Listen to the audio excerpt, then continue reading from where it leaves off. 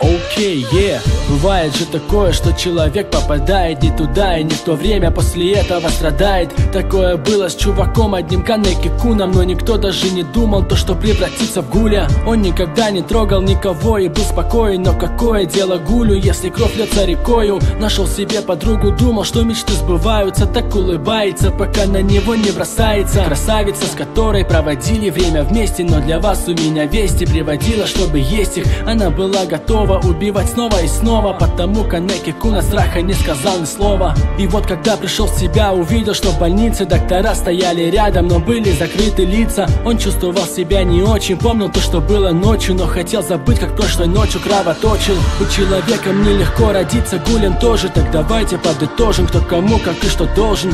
Люди потрошат животных, чтоб потом питаться, гули потрошат людей, так что не надо обижаться. Быть человеком нелегко, родиться гулем тоже, так давайте подытожим, кто кому, как и что должен.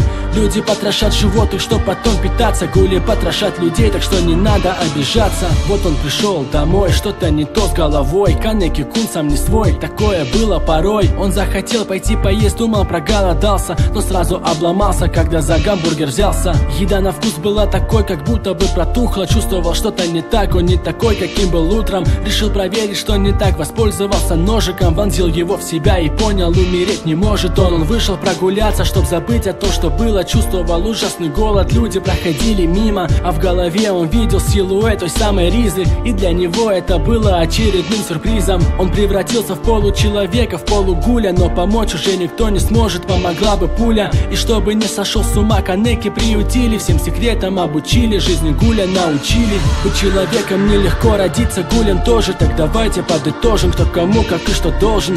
Люди потрошат животных, чтоб потом питаться, гули потрошат людей, так что не надо обижаться.